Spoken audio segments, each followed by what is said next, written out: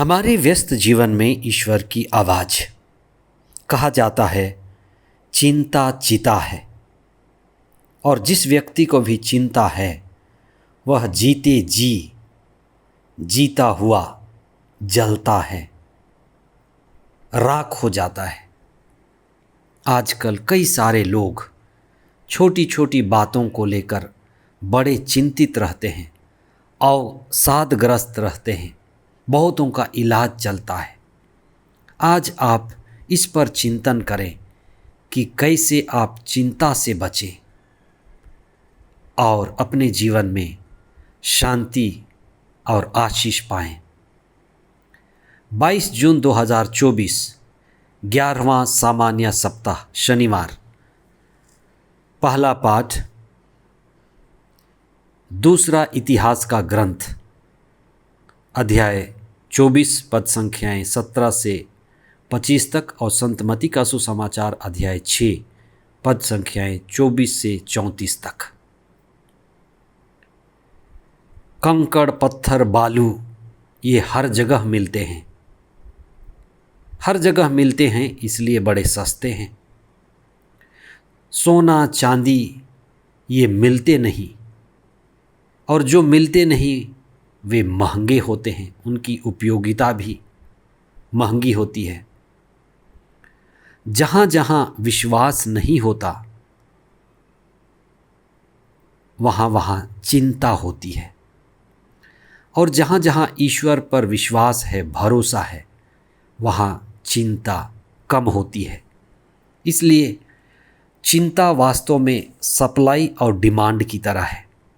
जहाँ विश्वास नहीं है वहाँ बहुत चिंता होगी, और जहाँ ऊंची विश्वास है, मजबूत विश्वास है, वहाँ चिंता कम होगी या नहीं होगी। आप अपने जीवन का मूल्यांकन करें। कई लोग छोटी छोटी बातों को लेकर व्यर्थ ही अनायास चिंता करते हैं, और आज की दुनिया में तो कई लोग इतने चिंताग्रस्त और सादग्रस्त हो जाते हैं कि वे हमेशा दवाई लेने लगते हैं। क्या खाएंगे, क्या पिएंगे, कैसे यात्रा करेंगे, हमारा पहरावा क्या होगा, और छोटे छोटे रिश्तों में दरार के कारण बड़े चिंतित रहते हैं, और कई बार सारा जीवन चिंताग्रस्त होकर ही बीत जाता है। ईसा ने अपने समय में इसी तरह के लोगों को देखा।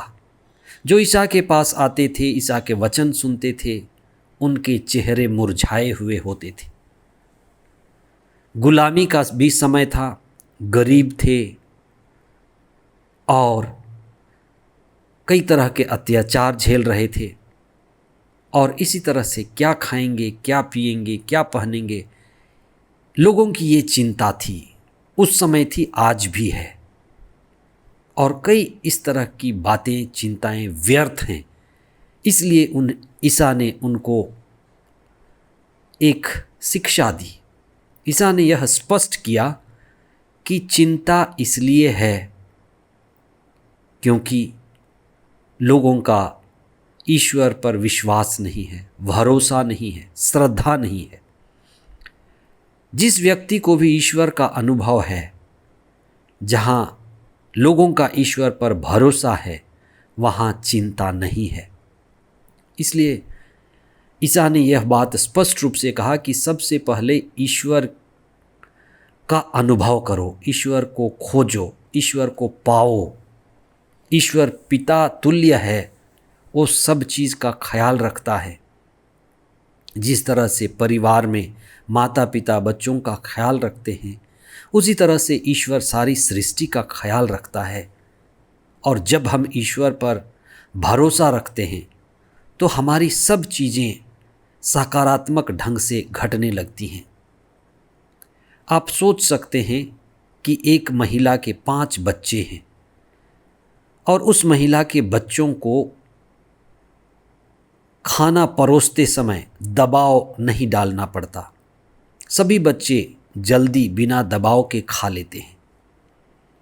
लेकिन जिस महिला का एक ही बच्चा है और उससे जब खाना परोसा जाता है तब वह इनकार कर देता है, क्योंकि वह जानता है कि माँ मुझे खिलाने के लिए दबाव डालेगी, माँ मेरे पीछे पड़ेगी।